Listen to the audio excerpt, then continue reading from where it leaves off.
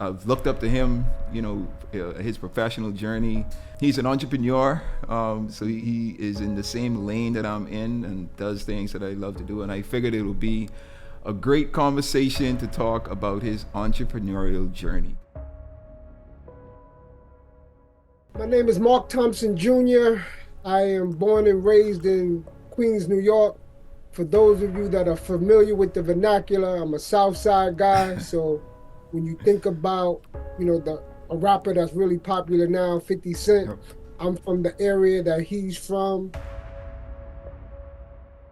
And Miss Harris was the most beautiful woman I had seen at 12 years old.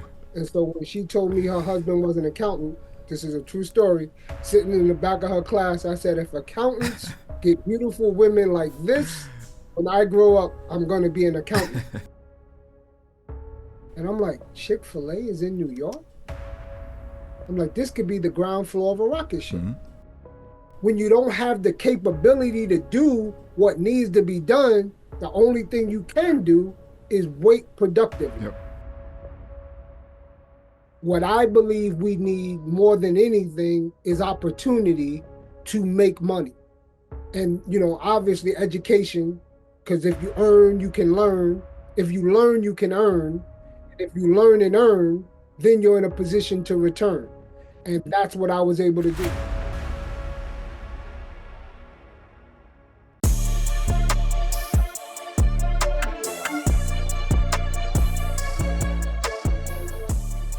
Okay, welcome to the new episode of the Miles High Podcast. This is Marc Thompson Jr., your host. And as always, the vision and goal for this podcast is to entertain, educate, and elevate you miles high above your fears, your doubts, and any limitations you may think exist, always knowing that those limitations only exist in your mind. All right, got a special pod today. Got a great friend of mine, a mentor of mine actually. Been knowing him for a number of years from, I was a young kid running around. He's been in my life. I've looked up to him, his professional journey, him being a husband, a father. He's someone that I really hold high I hold in high regard.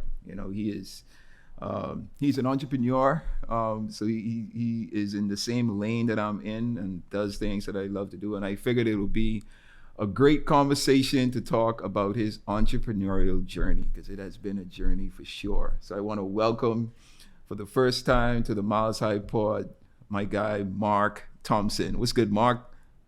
What's good, Charo? What's good, man? I've made it to the Miles High Podcast. Nah, man. Super excited. Super excited. I appreciate you joining in, man. I appreciate you joining in. Well, man, you and I have had countless conversations about, your entire journey up until this point. And, I just want to start off with saying, man, I'm really inspired by you and, where you are and what you've been able to accomplish to this point. And, I always try to find these stories that we can have, that we can talk about, right, and introduce to different platforms about how the journey was, the thinking behind some of the decisions that you made. So I figured that this would be for a great conversation. And, I'm hoping that at least one person could be inspired and empowered by what you have to share today. All right. So I want to let's get started. I want you to give introduce yourself, like give a little bit about your background, where you from, all that good stuff. All right. My name is Marc Thompson Jr. I am born and raised in Queens, New York. For those of you that are familiar with the vernacular, I'm a South Side guy. So when you think about, a rapper that's really popular now, 50 Cent, Yep. I'm from the area that he's from.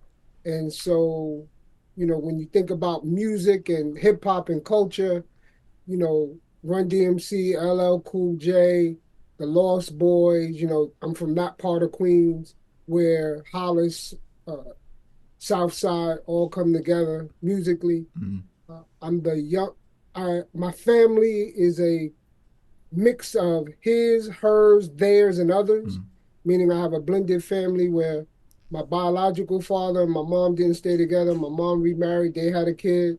And then my parents, my second dad and my mom took in other children from family members and others, and we were all raised in a house. So I don't have any biological brothers, but I have three other brothers. One who unfortunately passed away Mhm. back in 1997, and then two other brothers, and then I have three sisters.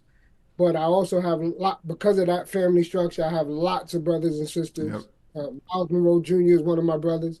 Charissa is one of my sisters. I have a big family, a big heart. Grew up educated in public school in New York, and so shout out to Miss Constance Harris, who was my junior high school Spanish teacher. And part of the reason I got in this journey that I ended up on as an accountant is because when I asked her what her husband did for a living, she mentioned that he was an accountant. And Miss Harris was the most beautiful woman I had seen at 12 years old. And so when she told me her husband was an accountant, this is a true story, sitting in the back of her class, I said, if accountants get beautiful women like this, when I grow up, I'm going to be an accountant. So from 12 years old, I knew I wanted to be an accountant. And so went through high school, went to college, majoring in accounting, and then got into my professional life. My first job out of school was a temp job working for Sony Music. Mhm. Did that for a little while. Then I got a temp job working at the AP. That turned into a full-time job. And what I'll do, Charles, when we're talking, I'll use real names because I hate when people tell stories, but don't use names because then you can't really tell if the It's story is real or true. not? Yep. Yep. I'll use names. Okay. And so my first job out of school, I was hired by a woman named Anna Bellanosa, working for a guy named Lou Piezo at the Associated Press. And they brought me in as a temp, and then a job opened up, and it was a competition between a young lady. Well, she was given the job. Mhm. I can't remember her first name, but her last name was Krista Piazzi. And the reason I remember that, it was a name her and her husband made up because she didn't want to take his name. And so they made a name together, combining both of their names, and both of them had the name Krista Oh Piazzi. wow. To my uh to the plan, just before she was supposed to get the job and then I would no longer have an opportunity, her husband got a job out of state, which meant she had to leave. I got to stay, and I became a full-time employee with Associated Press. Hmm. And While with you were working as an accountant at that point? Yes. So I came in as what they called a domestic accountant. And Oh. I'm young. I'm 21 years old, and I'm working on the domestic accounting desk. And so you think about things like the Oklahoma City bombing. Mhm. You think about the Olympic bombing. Those are the things that I was responsible for doing the books and records and expenses for on the domestic desk. I did that for about a year and a half, 2 years. Then I got promoted to the international desk. And you think about like the Rwanda tragedy, Mhm. the Zagreb Croatian War, the Pakistan, Afghanistan conflict. Those were the kinds of stories that I was responsible for tracking the expenses and the expenses of the reporters covering those stories. So it was, I didn't know I was working on historic events. I just knew I was doing my job at the time. Mhm. But in reflection, obviously, I was working on some very big, important historic moments, tracking the economics of those things. Mhm. So I did the AP for about 5 years, and then I left and went to a small German conglomerate. Bertelsmann AG had a printing publishing arm called Gruner and Yard USA Publishing. Mhm. You may not know the company, but you'll know their products: Fitness, Child, Parent, McCall's, Young Miss. Those were the publications. Mhm. I did that job for 18 months and got a call from a guy named Cliff Weinstein working for Robert Half, who said, "Hey, Mark, I got an opportunity. Are you a sports guy?" And I'm like, "Yeah, I am." He's like, "I got an opportunity at the NFL. Are you interested?" And I was like, I would have been happy if it was the NBA, but I knew that you have to take the opportunities that recruiters call you for, because if you don't take it, you might not get a call again. Yep. So I did the interview at the NFL because I wanted to make sure Cliff kept me in his Rolodex. And so I go to the interview, and because I'm not pressed one way or the other, I'm relaxed, I'm calm, and whatever in that conversation, I end up being there were two opportunities, one with the international part of the league and then league office. Mm-hmm. And they were competing against me or for me. Dave Blassick ran international. A guy named Peter Lops was running the league office. And the guy that was the treasurer and eventually became the CFO, Joe Seclair, said, uh, he's going to the league office because that's where I need him. And so Joe was the tiebreaker. And I ended up working for the league office. I joined the league office in June of 98. Mm-hmm. And I left the league in January of 2006. I left because I had been in my role for a while and I got passed over 3 times for an assistant controller position. Mm-hmm. And at this time, Roger Goodell, he wasn't the commissioner yet. He was my mentor. And so I went to him and I said, Roger, look, I've been passed over 3 times for a job that I think I'm really qualified for. I'm not asking you to do or say anything, but here's what's going to happen. In 90 days, I'm going to come back to you and I'm going to have 3 job offers and you're going to help me make a decision about where I should go. Mm-hmm. And Roger was like, Mark, I'm not paying you to go find another job. I said, I'm going to use my sick time, my vacation time. I'm not going to cheat the company. I said, but clearly there's a disconnect between what I think I can do Mm-hmm. and what the finance leadership think I can do. And so we just need to part ways. And so I did what I said I was going to do. I went out into the marketplace and I had 3 job offers, one from a company called, at the time, Lucent Technologies, then a place called Ajax, and then one from GE. So And how did you know you would be able to land 3 jobs? Like seems like a obscure number. Why not 4? Why not 2? Why not 5? You know. it was just the number that came to me, Charo. Okay. I was like, I thought it was a flex just to be able to say 3. You know what I mean? I was just trying to be like, yo, I'm gonna go out here, I'm gonna go get it out the mud, and you're gonna see somebody cares enough about what I'm able to bring that they're gonna be attracted to Mm-hmm. it. Mm-hmm. That's all it was. It Mm-hmm. was just a number that I thought made sense. Okay. Okay. It was better than 1, right? Yeah. Like, I'm not gonna come to you with 1 and 2. So I just said 3. It wasn't, it was just me talking, to be honest. Was your thought that I'm going to get these 3 offers and use it as leverage to maybe get another opportunity at the NFL office? No, because one of the things, and this is something that's really important for young people to understand, right? You never take a counter offer. Mm-hmm. And so I already knew that. At that point, I had like 14 years of experience Mm-hmm. in corporate America. And so I knew that you don't take a counter offer because here's what happens if you take the counter offer. You give up the job that offered you, and now the job you decide to stay at, they know they got you. And if they decide to change their mind, now you lost 2 jobs. Mm-hmm. So I never ever would have accepted a counter offer. But what if the counter offer is a sweet offer though?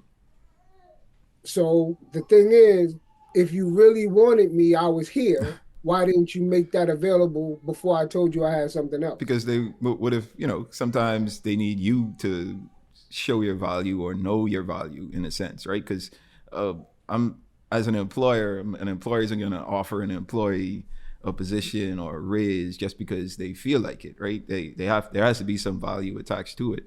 So Yep. a lot of times, we would want persons to show their value or show the benefit, right, of either promotion or salary increase or whatever.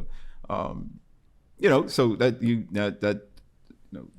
don't think that's a good perspective? No. So my view is because the way I approached, and this is obviously from Pop's Yep. teaching, right? Understand your potential, releasing your potential.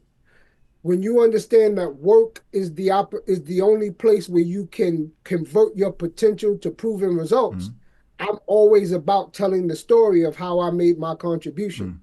So whether I didn't wait for, in accounting, you don't have to wait for a year before you talk about what you got done. You either have a monthly close or a quarterly close, right? You have audits. So I'm always talking about, well, look, this is what I did this month. This is what I did this quarter. This is what I did during the audit. I'm constantly telling the story of how I'm contributing and making things better in my conversations with managers and people that I report to. So I was confident that they knew what I could do and they were aware of what I was contributing. They just didn't value it the way I thought it should be valued. And so we needed to part Got ways. you. So how did you make the decision on which job you're going to take? Was Roger Goodell heavily involved with that?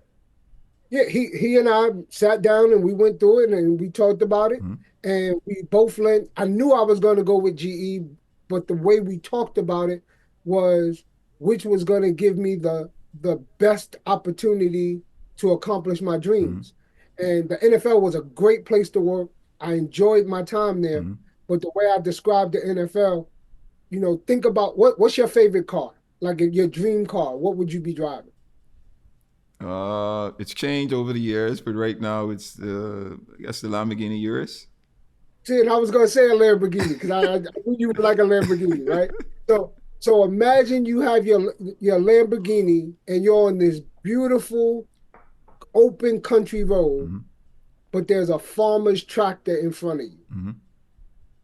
How frustrating is that, Mm-hmm. right? Mm-hmm. And that's what I felt like at the NFL. I'm this Lamborghini who has all this horsepower under the hood, but because it's a small organization, there's only going to be one controller, only going to be one finance executive, only going to be one CFO, only going to be one treasurer. There's not going to be a lot of opportunities. This is everybody's dream job. You don't want anybody to be harmed, so you're not waiting for somebody to get hit by a bus. Mm-hmm. You're just going to be parked behind this farmer's tractor. Mm-hmm. GE was more like the Autobahn, multi-lane highway, and you can go further faster because there were more options. And that's what I decided. GE as a multi-lane highway versus the beautiful one-lane country road was going to give me the opportunity to move further faster in developing the leadership and the capabilities that I believed I had. Now I gotta ask this first though. So did GE give you the biggest money offer as well, or was it at another organization? But GE had better opportunity. So GE and Ajax, because Lucent Technologies, all of them were six-figure offers, but GE's offer was better because Ajax offer, they gave me a number to start, and then in the year 2, they would take something off the top because it was like a signing bonus. Ah, okay. GE gave me a signing bonus and a salary, and they were just better situated than Ajax for me. Got you. Okay. All right. So let's talk about your time at GE. This is when you, I guess, fully dived into corporate America in a sense, right? GE was your longest tenure, right? As far as Yes. holding a job, and you Yes. worked in an accountant capacity there for a lot of years. I'm sure you gained a lot of knowledge, made a lot of connections, a lot of friendships, relationships, all of those good things.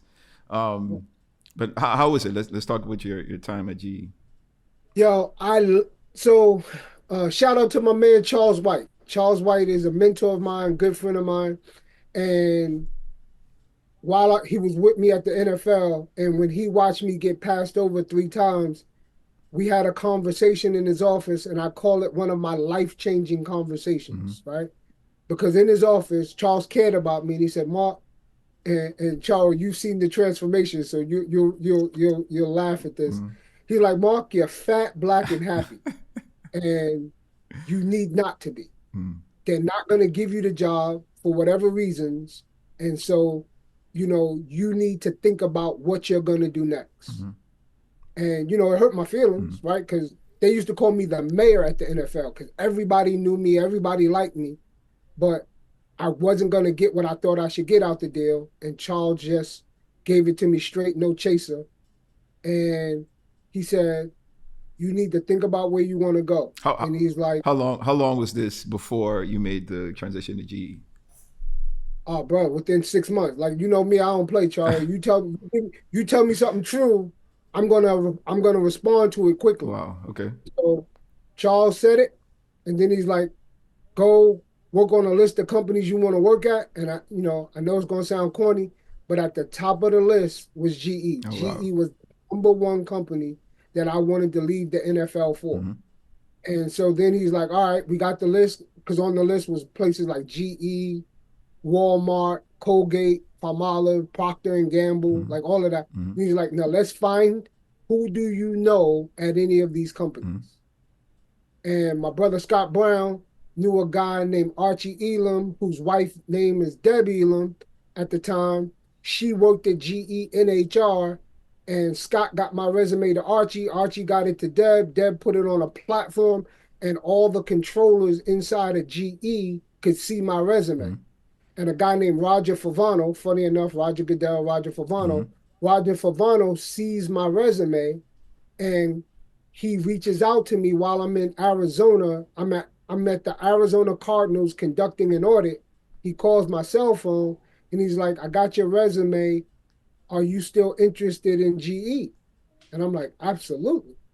And so when I got back from Arizona, they set up an interview, and I had it was a full day of interviews, like a 9 hour day Jeez. in 3 different locations in Connecticut interviewing for jobs. And I was like, man, they're just testing my stamina. Like, this is a lot. Yeah, yeah, yeah. But they came back with the job offer, and I ended up taking the job with GE Real Estate. Mm-hmm. And my immediate manager was a woman. She's the best manager I've ever had in the world. Mm-hmm.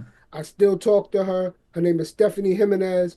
Stephanie was the best, and she helped develop and prepare and train and mentor me, and she got me ready for all the opportunities, right? And so I was at GE for maybe 2 months. Mm-hmm. So I started in January. This is like March, April.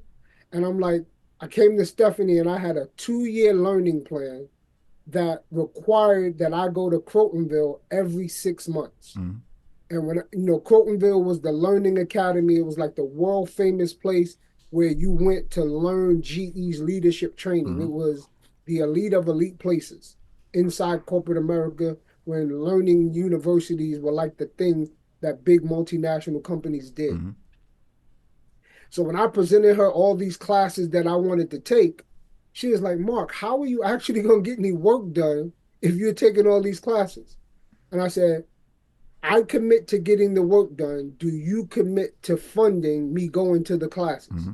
And she goes, if you get the work done, I'll fund the classes. So now remember, I started in January. Mm-hmm. I got my first promotion to assistant controller in July. Oh, wow. Now that July, the assistant controller role is the role I got passed over for 3 times At the at the NFL. Wow. Mm-hmm. And I got the job at GE, a much bigger balance sheet.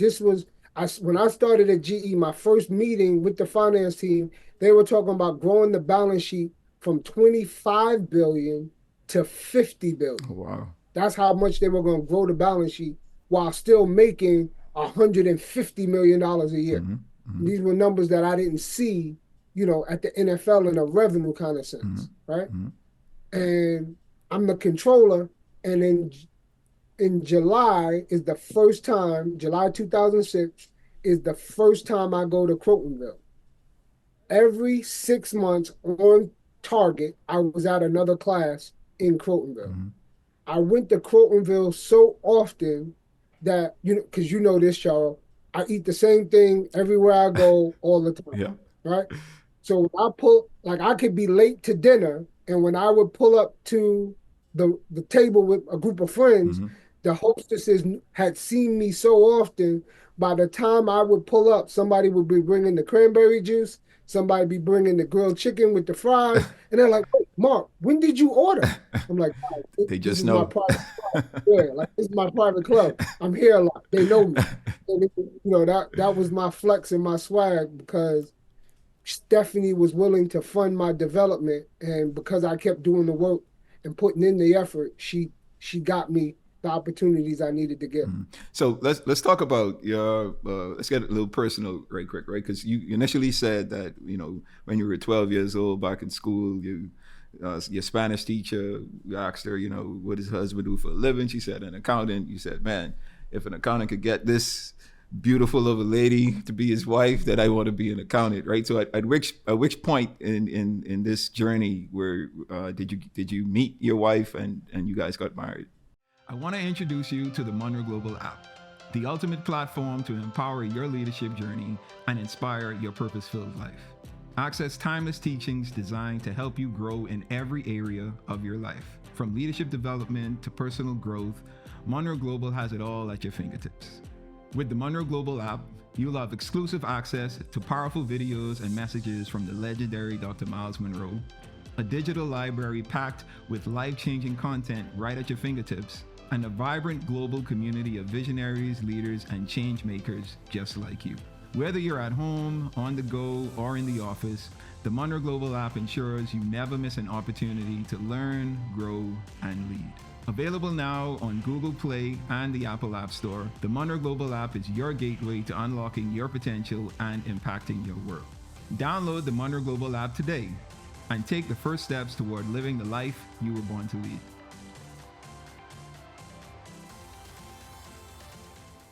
Okay, so Jesse and I met in 1992, and when we were talking, like, she went to the same. So shout out to my man Cyril T. German. Cyril is my guy. I've known him for we're approaching almost 35 years, and he said one day I was talking to him, like, man, Mark, I met your wife. Like, you met my wife, and when you meet my man Cyril, he's a different kind of dude. So I'm like, Cyril, I'm not sure you met my wife. Like, I'm not sure. And he's like, nah, I met your wife. I'm telling you, I met your wife. And so he introduces me to Jesse. And at the time, you know, I like women with long hair, and Jesse had this short haircut. And I'm like, oh, she cute, but, you know, her hair not long. I don't know, right? Yeah. he's like, bro, you bugging, right? So, you know, my brother Demo is a rapper, and she needed a rapper for some event. And so I connected her and Demo, and that's how we got to talking. And then, so we started off as friends. And then one day I just asked her, I said, do you cook? And she goes, yeah, I do. And I said, okay. That was the second question I asked her after I asked her name. I asked her, did she cook? I said, oh, that's good. Cause I said, I can't deal with a woman that doesn't cook. I was, you know, that's where I was at that time in my growth and development. So, you know, we started talking, but we officially started dating in 1994. And that's when I met you. Well, that's when the first time I met Pop is when we came to the Bahamas for Youth Alive in 1994. And I was blown away at the fact that this national figure was so accessible. But I know you want to know more about me and Jesse, so let me get back to it. So Jesse and I are dating. We come out to the Bahamas because my brother Demo's performing as a part of Youth Alive 94. And we were dating for like 18 months. And then one day it just hit me like, this is the woman. She has the values, she has the vision, she has the capabilities. She fits what I'm looking for. This is who I want to be with. And so I had her meet my brothers. I had her meet my parents. You know, she met my brothers. She met my sisters. And then I was like, hey, you know, it's good. All of them like you. I said, but Mom Dukes. I meet Mom Dukes. I said, if Mom don't like you, it's going to be a wrap. I said, so and the crazy thing was we were at a church event, and I was with this other girl that my mother really didn't like. And her and my mother and Jesse ended up sitting next to each other, and they didn't know each other. And my mother said to herself, this is the story my mother tells, why can't Mark be with somebody like this? And so at the end of the service, when I walk up to my mom to greet her, and Jesse's standing next to her, and I greet Jesse, my mother's like, you know her? I'm like, yeah, that's Jesse. And she's like, wow. I didn't know, how do y'all know each other? I'm like, oh, we go to the same church, da-da-da-da-da. And, you know, so obviously when I introduced her, like, hey, Mom, I'm dating her now. She was excited. I was like, this is, there it goes. It's an answer to prayer. Like, thank you, God. Yeah, you know, all of that. Oh, man. And how is she with, because, you know, obviously you went from AP to NFL to GE. How was, like, what was her feedback or encouragement, you know, through that process of the different transitions you went through professionally? Yeah. So Jesse and I were not even married yet when I got to the NFL. Mhm. We had just got married in January of 1998, Okay. and I came to the NFL in June of 1998. Okay. So when we got when I was making the transition from Gruner and Yar, USA Publishing, to the NFL, she was with it. You know, it was a pay bump and all of that other stuff. Mhm. The NFL was sexier than Mhm. G and J Mhm. and all of that. So she was fine. And we didn't know what the future would hold, but we just knew the NFL would be better Mhm. than what Gruner and Yar was offering. Mhm. Mhm. And then the I guess get being passed over for Yeah. the promotion at the NFL and saying I'm think I'm going to be out. Like how was that conversation? Was she supportive? Was she nervous? Did she ask if tell you maybe you should think about it and stay for a little while longer? How was that? No, well, because Jesse's an entrepreneur and she's a risk taker Mm-hmm. by virtue of the way she shows up. So she's like, "Hey, if this is what you want to do, go do it." Uh, Like, so yeah, she gave you a full support. full support, No, that's dope. full That's support. dope. That's dope. Well, you at GE for quite a number of years. I'm from I know you were promoted a few times and pay bumps a few times and Yeah, very successful, right? Very successful on this journey and your time at GE. Um, but there came. I don't want to tell your story because I know the story, okay, right? But there came a time where there was some yeah, challenges. GE were experiencing some challenges, and they had to make some tough decisions. So let's talk about that. yeah. So I like to talk about life in like 5 year increments, Mm-hmm. right? So from 2006 to 2011, I'm at GE, and it's happening for me. Mm-hmm. I go from assistant controller to controller of North America. I go from controller of North America to an FP&A senior analyst, and then I get the thing that I was looking for. I get to go and become an executive. Mm-hmm. Shout out to the AAF and the Four Horsemen: Jameer Jackson, Thomas Kendidi, Bill Lacey, and Joe Allen. They were four leaders inside the finance function at GE Mm-hmm. that took to me, cared about me, and helped cultivate and develop me as I was trying to learn how to become an executive in the finance function. Mm-hmm. And to this day, they're still in my life. We have a text thread that we talk on, and these guys are doing big things around the world, and they continue to share and impart and be an input into my life. So Mm-hmm. I'm grateful for them. And I wouldn't have gotten where I've gotten without their help, Mm-hmm. right? Because they got me in front of uh, Peter Mondani, who was the HR leader for the CFO of the company, Keith Sharon, and getting me in front of him and set up the stage for me to differentiate myself. And I set the goal to become an executive in July of 2006. I gave myself 5 years to get it done. And fortunately for me, I got it done by May 2011. Wow. So then from May 2011 to June 2016, I was a CFO, I was a managing director, things were going well. And then on April 10th, 2015, Jeff Immelt, the CEO of GE at the time, announced that GE would get out of financial services. Mm-hmm. And to no fault of our own, about 100,000 people would then have their jobs disrupted. And I was one of the 100,000 people that would have their job. Maybe it's 40, 50,000. Maybe I'm exaggerating on that number Mm-hmm. because time and change. But there was a lot of people around the world whose jobs were going to be affected, right? Mm-hmm. And I was in that number. And so while you're thinking about what you're going to do next, a mentor and friend of mine, Shelly Cleveland, says, Mark, you need to think about starting your own Mm-hmm. business. And I'm like, Shelly, I'm an accountant. I'm a finance guy. I'm not a back of a napkin kind of entrepreneur. Yep. That's not going to work for me. I need structure. I need systems. I need processes. And she's like, I don't, I don't know what you're talking about. I hear you. You need to pray about it. You need to think about it. You need to run your own business.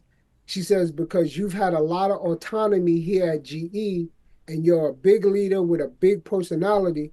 I would hate to see you go somewhere and they break your spirit because you're trying to fit in. Mm-hmm. And I was 45, 46 years old at the time.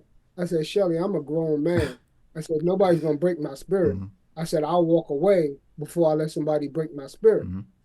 And so I started thinking about what it would look like if I needed to do something different. And had to be in the city for a meeting. And this is after, just before I would walk away from GE. I had to be in the city for a meeting. So hold on. So before you get to that part of the story, I want to talk about the experience of being let go at GE and then the challenges you immediately faced, right? So I've known you for a long time, and I've always known you to be a guy that was really secure in your finances, right? You were very shrewd in how you operated, right? And I'll tell a quick story. You and I think you guys. I don't know if you guys came down to the Bahamas or I was in New York at the time, but we had gone out to eat to get a bite. Me, you, and your wife Jessie. And after dinner, you paid for the meal. Thank you for that, by the way. You paid for the meal, and you took the receipt and you pulled out this book and you wrote something down in like this little book. It could have been a book or a sheet of paper, something, but I know it caught my attention, and I was like, "Yo, what's that? What are you doing?" And before you even got to answer, Jessie was like, "Oh, Mark, he keeps track of every dollar he spends. Oh, you still got it." That's what I do. He keeps track of every dollar he spends. So you wrote the total amount from the receipt on this little piece of paper in this book and tucked it in your pocket. I was like, yo, what is that? And man, when you told me that story, I was like, yo, like that kind of, it sparked the importance of like keeping a budget and keeping a tally on like where your money is going and all of your expenditures and stuff. And that was a defining moment for me personally, because it was the opportunity. It was an opportunity for me to see someone who, was doing well, and in my eyes was super successful in everything that he was doing. And this was even before you got into entrepreneurship, right? You were just successful in your profession, and to see someone like you who is successful, but you're still, disciplined in your finances, that stood out to me, right? So I'm saying all that to say, like, you were let go from GE. So you didn't have a job, but you were still able to survive. So even before you made this next transition, I want you to talk about like maybe you might not have known it at the time, but you were well prepared for being let go, right? I'm sure you got a severance package and whatnot, but even in addition to that, you still had a financial structure in place to where you were still able to support yourself and your family, in that during that phase. So let's dive into that a little bit. Yes, sir. The again, going back to Pop's teachings, right? When he talked about, how can you ask for leadership if you can't manage? Mm-hmm. Like, how do you ask God for a house and your apartment's not clean? Mm-hmm. How do you ask God for millions if you don't manage the pennies, mm-hmm. right? And so I took that to heart and I just applied it. And then there's another mentor. I never met him personally, but I read all his books and all of his tapes and the products and content that he produced, a guy named Jim Rohn. Mm-hmm. And he talked about building a financial wall around your family that nothing could get through. Mm. And so, that's a combination of saving and investing in insurance that I took to heart. And I just have been doing that as long as, it started when I got married. I don't want you to think I was doing this as a teenager, mm-hmm. but once I took on the role of a husband, I knew I needed to be accountable and be able to show the stewardship over finances that would give the stability, the certainty, the security that women require to keep the family moving in the direction of the vision that I had. Mm-hmm. And so from 1998 until today, I could run you a report that will show you every Every dollar dollar. that has come into my hand, what has happened to it. Yeah, that's I can crazy do, because I can't account. I could account for the last 15 years. I've been good with that, but over 50 years ago, I can't account for but that's that. because of Quicken. I use Quicken. Quicken keeps the records. It's not like it's in my No, no, head. no, that's fine. At least you have the record somewhere. That's what I'm saying. Like I don't have those records. Nah, but that's dope though. That's dope. Yeah, the whole idea is, you got to have a plan. I used the plan that Jim Rohn provided, which was a 70-10-10-10. It's like 70% toward expenses, Mm-hmm. 10 toward charity, 10 toward savings, 10 toward investing. And then as your numbers grow, the ratios toward expenses changes, Mm-hmm. and the ratios toward giving and investing and saving go up. Mm-hmm. And so that plan, you start with a plan, doesn't mean you get the numbers exactly right, Mm-hmm. but you start with a plan, you start with a structure, and then you build. And as you get momentum, things change. Mm-hmm. Mm-hmm. And that's what I was able to apply, and that's has served me really, really well. No, that's for sure. And this is one of the things I spoke about, like literally on my last part, right?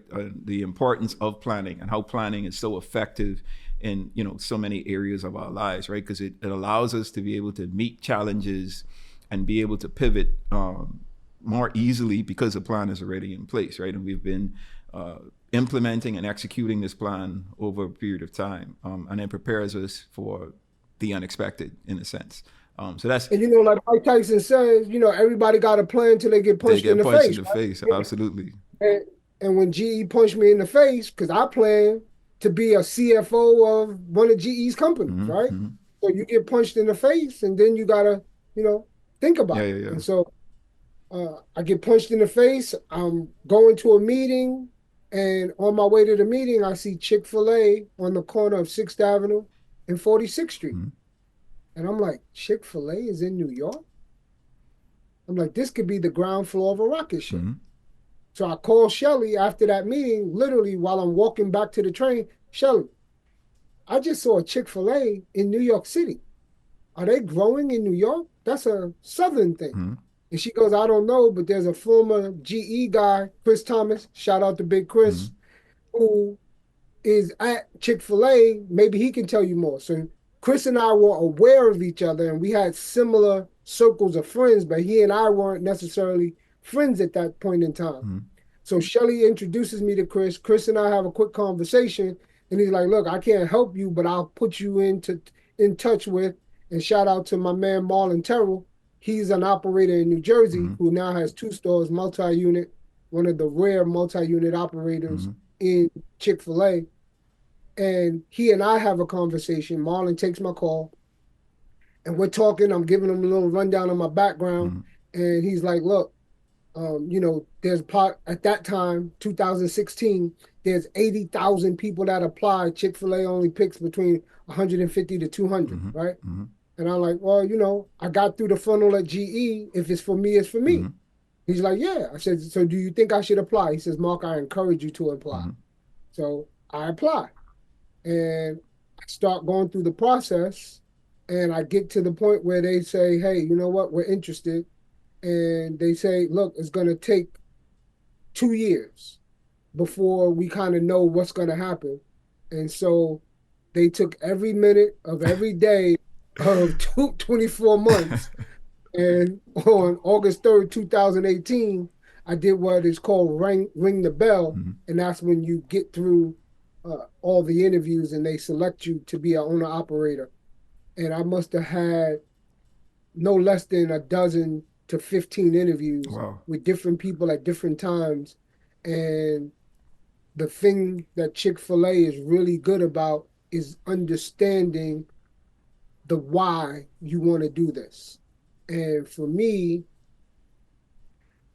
going from corporate America to entrepreneurship was 2 things. Mm-hmm. One, I wanted the autonomy, and we could talk about how the myth of entrepreneurship, Mm-hmm. because you think you get more freedom when you're an entrepreneur, Mm-hmm. or that's the social media Yep. message that you're free. and you get, but I have found Yo. I'm less free than I was in corporate Yep. America. I have more autonomy than I did in corporate Yep. America.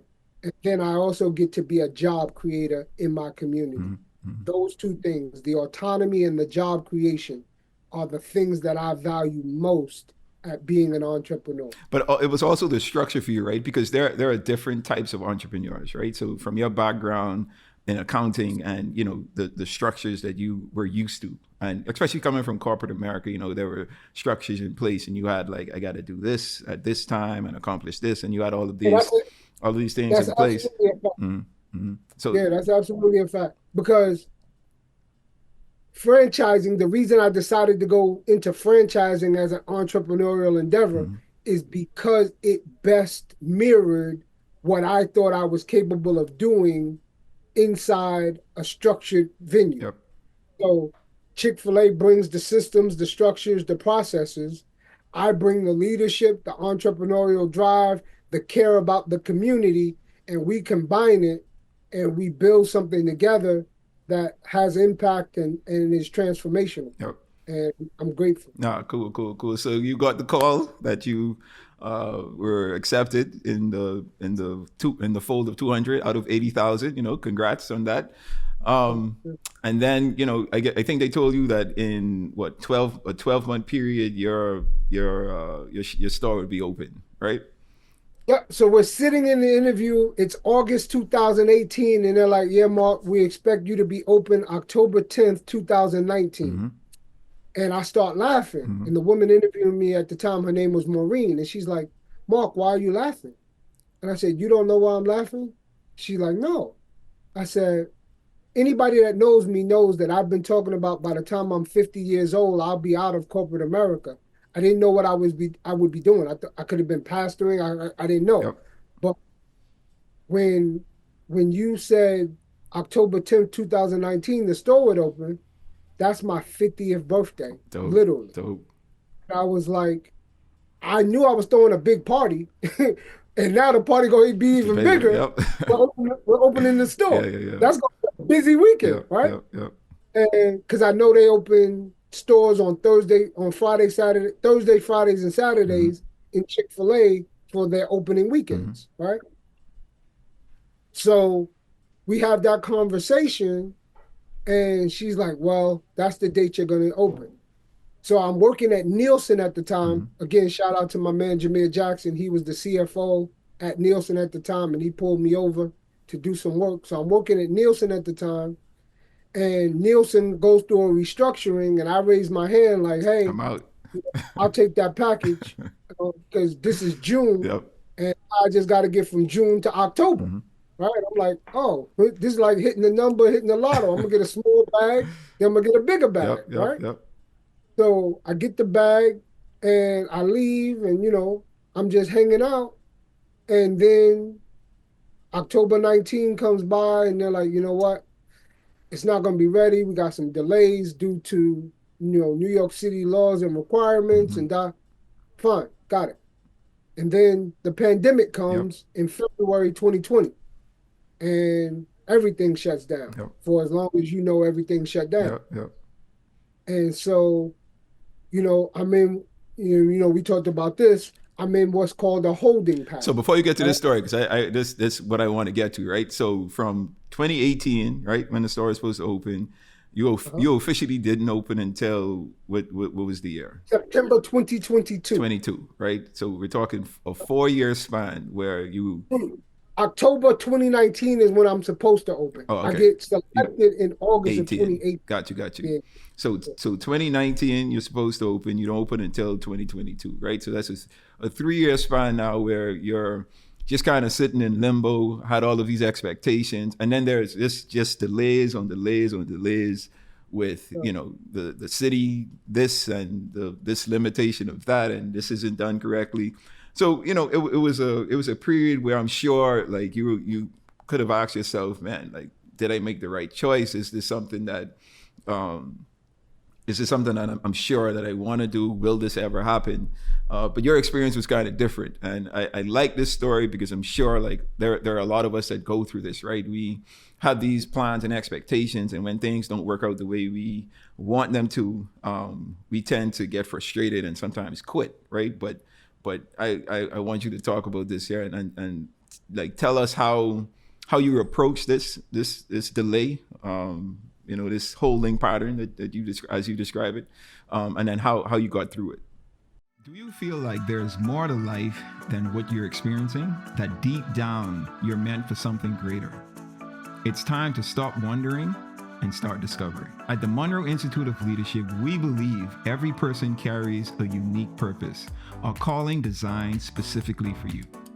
Our transformative courses, Discover Purpose and Unlock Your Potential, are crafted to help you uncover that purpose and equip you with the tools to step confidently into your destiny. These powerful courses are for leaders, entrepreneurs, students, and visionaries like you. Through proven principles and actionable insights, you will clarify your vision and set bold goals. You will identify your strengths and passions. You will overcome the barriers holding you back, and you will step boldly into your God-given potential. Our expert facilitators draw from timeless and tested principles, blending practical strategies with kingdom truths to empower you to lead a life of purpose, impact, and transformation. The world needs what you have to offer. Don't let another day pass without unlocking the greatness within you. Visit our website, themill.org, and register today. The Monroe Institute of Leadership. Renew your mind and transform a generation. So, and again, I got to give credit to Pop because there's a message he taught, the first message he preached in January of 2011 called Rediscovering Kingdom Authority. He talked about he was flying somewhere and the pilot in the plane says, "We've arrived, but we're in a holding pattern because they got to clear some things up." And I heard that sermon in 2011. But it wasn't until 2019 to 2022 that I really had to apply it. Yep. Right? Because everything else was in motion. I had to wait. Jesse and I, we had to wait for Nia's conception and birth. That was a holding period, but that I didn't have that teaching in my head at the time, mostly because the year of 2011 was the year all of those things were happening, right? So this is 2019, and I have an opportunity to reflect, and I'm like, man, this is a holding pattern. And what I used the time to do was to learn. So I connected with lots of other Chick-fil-A operators to learn and to ask questions and to get wisdom and to get strategy and to get structure and to just soak up what I could, because I couldn't necessarily be in their stores because of COVID, but I wanted to hear from them and learn from them. And to their credit, James Perry, Keith Singletary, Pamela Moncrief, Tiffany Burgess, when you start naming names, then you leave people out, William Barge, Kevin Young, Oscar Fittipaldi, like Paul Daniels, Amon McConan, like they just grabbed me and helped me and really invested in my development. And so they would always say, "Man, Mark, you're so patient." And I'm like, guys, don't get me wrong. I'm not a patient person. Ask my wife, ask anybody that knows me well. My dad, my second dad, he laughs at me because whenever I'm driving, I'll drive 5 blocks out of the way to avoid a red light. Like, I just don't like stopping. I love to be in motion. And this was a trying time, but the thing that gave me peace was, one, I knew I had arrived at my destination and things just needed to clear up. But 2, I'm an accountant. I'm a finance guy. I'm not an engineer. I'm not a construction guy. If Chick-fil-A had given me the money and the blueprints, I still couldn't have built the store. So when you don't have the capability to do what needs to be done, the only thing you can do is wait productively. Yep. And what I mean by wait productively is do in the time that you're waiting things that build your capability to be productive. And so I was reading, I was going to classes, I got my master's degree in organizational leadership. Like I was doing things that was preparing me to be productive once I landed. Once the plane landed, I would be able to hit the ground running and be productive. So that productivity paid off, right? You were in this holding pattern. You were in this waiting period, but you were productive during that waiting period, right? And in 2022, your shop opened, and man, opened on a high note. I remember seeing or visiting the store during that period when it was open, and I guess remember inside wasn't open, but the outside was open, and you were in this plaza in your neighborhood. By the way, you were able to open in the neighborhood that you grew up in, right? Yes, sir. Yes, And you had the cars wrapped around the entire lot, man. So that was definitely successful, I would say. yeah. But I mean, I want to talk about some numbers in the success, right? Because you and I have had this conversation, man, and it's just, I feel it's a great testament to your journey, right? Your journey to this point, the not getting the promotion you wanted, to having to now leave another job and growing in that job and getting to a point where you felt like, man, this is good, I made it. And then, just like that, at the snap of a finger, the company saying, man, we are transitioning this portion of the company outside. So, your job is redundant at this point. So having to get laid off. And then changing your mindset, right? And saying, man, I could think from an entrepreneurial perspective now, and then hopping into the idea of owning a franchise, right? And then finally getting to the point where you could open your doors. And let's talk about how successful those first 28 months was, man. Man, when again, when you talk about Ephesians 3:20, like more than you could ask, think, or imagine. So in our first 28 months, we did more than $20 million in revenue, and we were able, so my store we're called Chick-fil-A Five Towns, and it sits in an area called Rosedale, but 85, when I opened, 95% of my staff came from a part of Southeast Queens called Far Rockaway. Far Rockaway is one of the most under-resourced parts of Southeast Queens. And I was intentional about hiring from Far Rockaway because I wanted to do economic development in my community. What I believe we need more than anything is opportunity to make money. And, obviously education, because if you earn, you can learn. If you learn, you can earn. If you learn and earn, then you're in a position to return.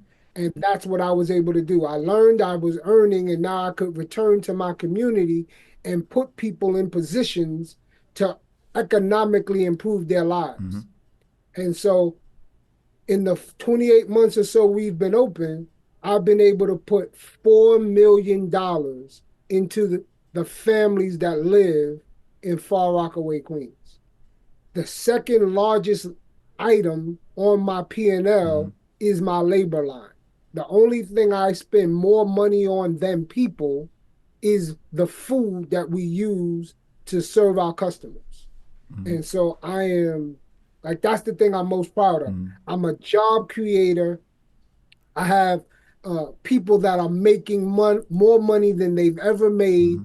I have young people who go, Mark, I want to save for a car. Can I get the hours? And we find ways to get them the hours so that they can get the car. Mark, I want to, one of the ways I measure my success, Charles, is how many people do I get to move from where they are to where they want to be. And, I tell my team, I can't get you to your best life. That's not my job. My job is to get you from where you are. Like if you're bad, I want to get you to good. If you're good, I want to get you to better. but I can't do it without your cooperation. And their cooperation is showing up to work on time, learning, doing what they need to do Mm-hmm. so that we can be successful as a Mm-hmm. business. Mm-hmm.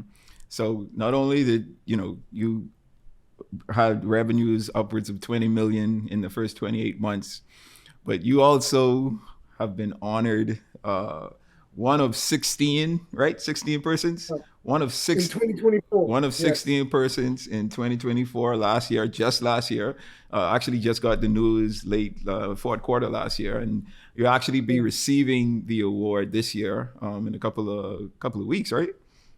Nah, Monday, my guy. We go to San Diego and then we'll get it Monday. There you go, Yeah, man. Well, you've been one of 16 recipients of the 2024 Symbol of Success Award that Chick-fil-A does. And I want you to talk about that award, because normally that award goes to about 150 to 200 persons.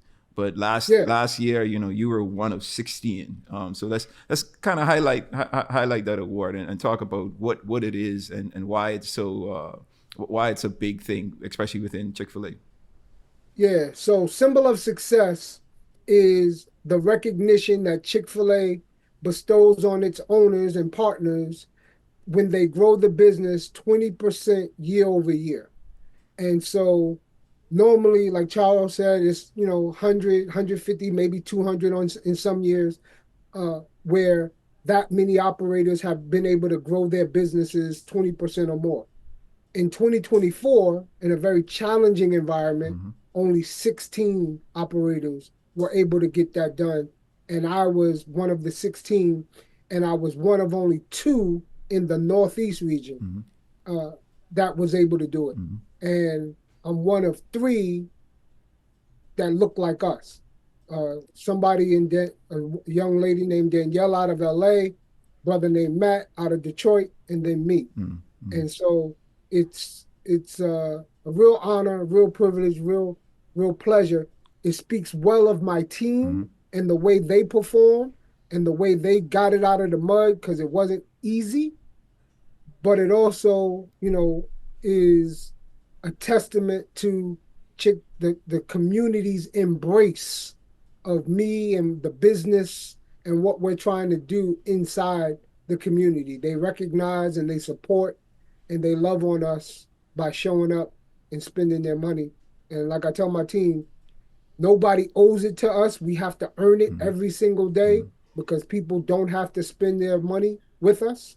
We have to earn their right to spend their money with us. Man, I think that speaks to your leadership too, man. Like, I think your team, yes, they deserve all the recognition, for the success, but I think your leadership of your team, right, and everyone that you put in place in your leadership, I think it has allowed you to, to grow this business to where you've grown it, to today, to achieve the success you've achieved thus far, man. So kudos to you. I want to celebrate you, man. Congratulations on your award. I'm sure this is just one of many, because I know the type of leader that you are, and to see you make the transition from corporate America to now entrepreneur, to being an entrepreneur, and showing that it's possible, and Yes, sir. telling this story so that others can see, man, there's ways to do it, right? There's so many different types of entrepreneurs, and you and I had this conversation recently, right?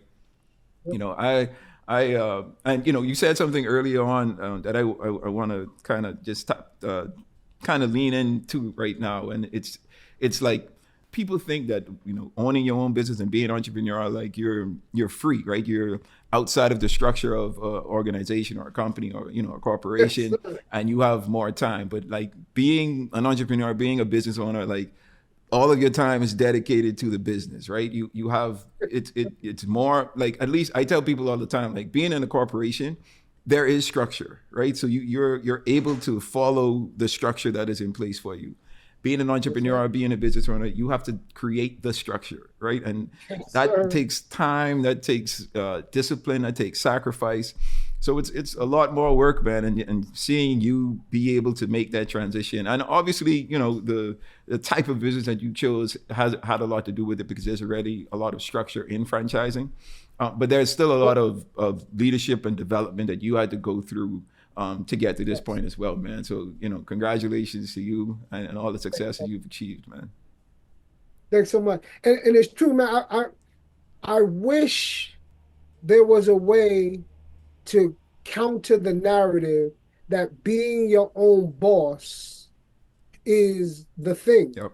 Because when I was in corporate America, I had, even when I was in GE in a big matrix organization with solid and dotted lines, I would have no more than two or three people that would be chiming in on my performance and giving me feedback. I'm now the owner operator of Chick-fil-A, and bro, I can get 1,500 pieces of feedback in a day because every customer Got something to has a say. view Yep. and has something that they want to say. Yep. And so, and every customer now is my boss. Every customer gets to tell me how they are experiencing the performance of my business. And that's different than corporate America. And that's different than what people tell you when they say, you're your own boss. You're accountable for everything. As Dr. Henry Cloud would say, you're ridiculously in charge, but there are people telling you what to do and when to do it. And they're your customers. And if you don't respond in productive ways, the door is closed. Yeah. So that's why you're not free. I have less freedom because I have a lot more people telling me what to do, but I have the autonomy. I show up when I decide to show up.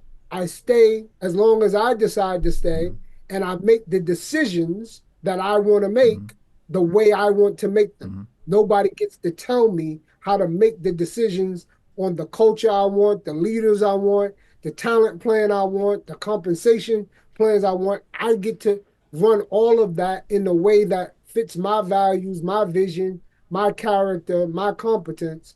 And that part I really enjoy. Yeah, man, and I like your approach as well, right? Because you're not only growing a business, you're growing people, right? So everyone that comes into your staff complement and that are able to sit under your leadership, they're going to gain something. At least that's the goal, right? For them to The vision. yeah, Yes, sir. yeah, to you to transfer everything that the knowledge that you have to them, so that they in turn could take that and create their own success in their own right, man. So I think you're setting a great example. Being able to open a store in the community that you grew up in, I'm sure that's a testament to the journey that you've been on, right? And coming full circle right back to where you were raised, man. I'm sure that's something that you're proud of. You got to be proud of that. Yeah, I call it playing a home game every day, Charles. And one of the challenges of playing a home game every day, right, is that all your family and friends want free tickets to the game. Right? So that's one of the challenges. But I take those challenges, No, right? absolutely. Because what I tell my team, and I used to say this in corporate America as well. We have what we call our 6 expectations, right? And the first expectation is that you have a high say-do ratio, that you keep your commitments. But then the second one is that you take pride in product. And what I talk about is you don't just represent this business. Before you represent this business, you represent your family. Like, I'm a Thompson. They can take owner operator away from me. I'm a Thompson. If you never meet my mother, my father, my grandparents, you met me. And I want to be a great representation of my family so that you respect my family. I need you to be a great representation of your family so we respect your family. So take pride in the product of your family so that you show up well every day. And your last name is more important than any title I ever give you. And that mentality isn't always in place with the people we hire. And so it's a process of transformation, but we put the work in. Nah, man, and I'm sure you're seeing the fruits of that labor, especially within your staff. So kudos to you, man. So, what's in the future? Like, what are your goals? What would you like to see happen, especially in the franchise space, like with your store? What in the next 10 years? Where do you see your franchise? So if everything goes according to my plan, right? Mm-hmm. If everything goes, I'll have at least one more store, Mm-hmm. and I'll also have a licensee inside the JFK airport. Mm-hmm. And so if I have those three revenue streams, it will allow me to create anywhere from 10 to 15 six-figure jobs. Think about that. Mm-hmm. Using the platform of Chick-fil-A, I will be able to give 10 to 15 six-figure jobs to families who predominantly will be from communities that are under-resourced. Mm-hmm. I love that. Nah, man, that's I love dope. That's dope. love that. That's dope. And what about you personally? Like, where do you personally see yourself, or where do you want to So be in 25 years? so I'll be 10 years from now, that'll make me 65. Yep. And I want to be doing more leadership development kind of stuff Mm-hmm.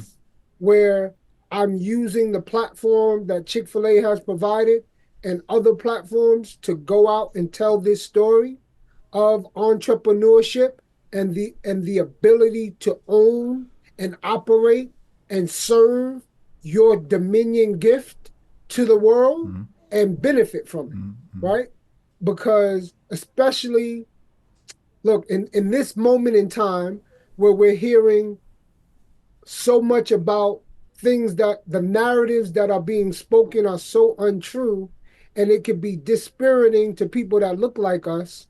I want people to see you, me, and others who are getting it out the mud and building sustainable and successful Mm-hmm. things. You can do it too. Absolutely. You can do it too. Mm-hmm. And again, I'm going to make another plug.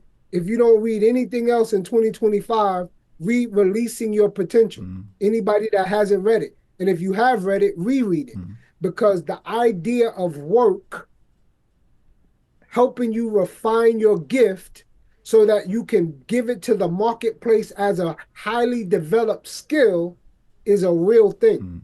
Mm-hmm. And when you put a highly developed skill into the marketplace responds. Mm-hmm. And when the marketplace responds, you get to have your gift deployed and then enjoy the fruits of your labor. No, man, that's special, man. That's special. Like I say, I'm inspired by your story and just seeing this journey that you've been on, and now the success that you're able to achieve, man. Again, I want to celebrate that and congratulate you on this success, man. So It wouldn't have been possible without your mom and dad who embraced no, me for sure. and called me son too. That's why you're my little brother, and we always gonna keep it tight. No, man, appreciate that. So let's plug your spot, man. You're in Queens. Yes, sir. Yes, sir. Let folks know where Chick-fil-A you at. Five Towns. Chick-fil-A Five Towns, 24923 Rockaway Boulevard, Rosedale, New York, 11422. There you go. We do catering. We do, you know, we one of the things I'm really proud of. I work with this organization. Shout out to New York Edge. Mm-hmm. New York Edge is the largest after-school program for public school students in New York City. Mm-hmm. And I partner with them where I have young people come in and they spend an hour or two with me where I walk them through my story, walk them through my journey, Mm-hmm. answer their questions. And then for some, it's their first experience with Chick-fil-A as a meal. Mm-hmm. And so I love being able to do that for them. I also work with Eagles Academy for Young Men and Boys Mm-hmm. out of Queens. Shout out to Donald Ruff and his team. They also work with me, and we're actually running the Chick-fil-A Leadership Academy at the school in Queens. And we just love being able to help young people and give a sense of, if you can see it, you can be it. Absolutely. And so being able to give them exposure. Mm-hmm. Like one of the things, Charles, in my 25 almost 30-year career in corporate America, I never had a black CEO. Mm-hmm. Never worked directly for a black CEO. And so one of the first things I say to my team is, you are working for a black CEO. Yeah. That matters. Yep. You're doing something I didn't do. Yep. Yep. The guy, my first job, I did my first job delivering newspapers. I did work for a man who owned his own paper route, Mr. Thomas McCune. Shout out to him. But he didn't run an enterprise. He ran a paper route. Mm-hmm. So he might have thought of himself as a CEO, Mm-hmm. but he didn't conceive of him as such. But in corporate America, I never got a CEO. Mm-hmm. But Mr. McCune was a business owner, and he inspired me to do this when I got to this point. And I'm just trying to pay homage to him and all the other entrepreneurs that have existed in this space, that so young people can see it's possible. It's possible. Nah, man, that's dope. That's dope, man. Well, congratulations again, Mark. Man, if you guys are ever in the New York area and you flying in through JFK, his spot 7 is to 10 minutes. literally. I'm only 7 to 10 minutes away. Literally 5 to 10 minutes from the airport. So you take a stop by, check out his establishment, meet his staff, meet the work that you can see the work that Mark is doing. I can attest that it's a great experience. Obviously, the food is good. You know, there's a lot of Chick-fil-A fans out there, so you won't be disappointed. Not at all, man. Well, Mark, I want to thank you, man, for joining me on this episode. Thank you for sharing your story. Thank you for being an encouragement, continual encouragement to me, and now obviously an encouragement to others as well. Want you to keep being who you are, man, because you are a constant inspiration, not only to those closest to you, but even to those who see you at a distance, man. So just always know that. All right. Thank you, bro. Thanks for having me, man. Mama, I made it. I got to the Miles High podcast. So that brings us to the portion of the pod where I want to leave with you a milestone. Today's milestone really tacks on to something that Mark said earlier, right? And it's simply, when you're in your waiting or your holding pattern, be productive. There are going to be times where things aren't going the way that you want them to go, and you're meeting a lot of challenges, a lot of delays, a lot of obstacles in your way. My empowerment to you, my challenge to you, is to be productive in those moments, right? And to do things productively that you're going to be able to reap the benefits from once that holding pattern is finished, and you're able to finally land that plane and move on in your success journey. So be productive in waiting, man. That's what I want to leave with you guys for today. All right. So again, Mark, thank you, man. I appreciate you joining me today. This has been a great conversation, a great episode, and I wish you nothing but success in your franchise, with your family, and everything that you put your hands to in the future, man. So congrats, and love you guys, man. You guys. Love you, bro. All right. So thank you. So as always, the vision and goal of this podcast is to entertain, educate, and elevate you miles high above your fears, your doubts, and any limitations that you may think exist, always knowing that those limitations only exist in your mind. All right. So until next time, you guys stay blessed.